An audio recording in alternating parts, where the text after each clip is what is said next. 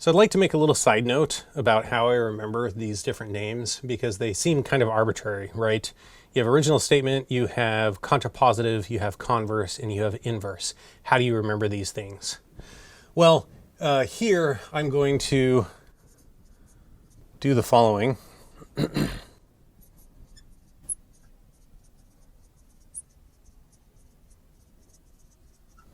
Instead of using P and Q, because they look kind of similar to each other, I'm just going to use shapes. So I'm just going to use square and rectangle instead of P and Q to make it a little bit clearer what's going on. So I'm going to use square and triangle, not rectangle, triangle.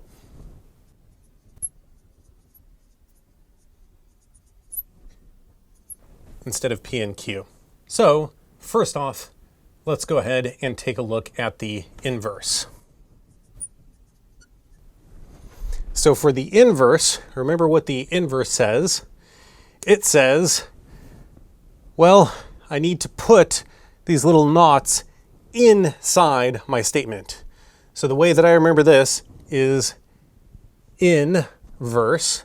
So the inverse of my original statement, square implies triangle. All I need to do is put knots in front of whatever is there. Leave it in the same order, whatever is there. So this was my original statement. And that's what the inverse is. And I remember that name because of the in right there. I just need to put some knots in there. And the next one was the converse. And the converse right here says I need to flip the order of the two. So that means I need to do this. Instead of square, triangle, I need to do triangle, square. How do I remember that? Well, I look and I see this little earth right there, which in my mind makes me think reverse the order, right? You see that little earth right there? That's how I remember it. I got to reverse the order of these things. And then lastly, we had the contrapositive.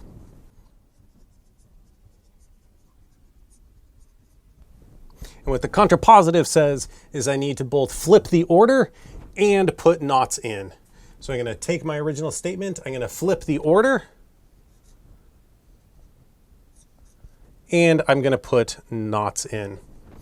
And the way that I remember this personally, and you can do whatever you want to be able to remember these names, is I remembered with the converse, I had to reverse things. So when I see that con again, I know that I had to reverse something.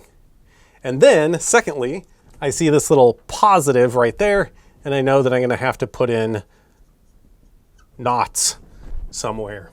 So I know that I both need to reverse and stick in knots right there. This is basically the way that I remember it. I look at these little trigger words right here. In, you just got to put knot signs in. Converse, you just need to reverse the order. Contrapositive, con, I need to flip. Positive, I also need to put in some knot signs right here. This, of course, is not the actual etymology of these things. So it turns out that the official etymology of these, so this converse right here comes from the Latin word converto, which is Latin for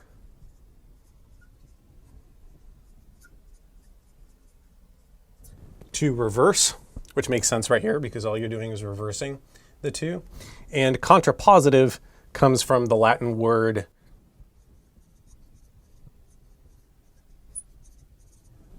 contrapositum. I have no idea how to pronounce that, but that's the Latin word that contrapositive is derived from. And this thing is Latin for to oppose.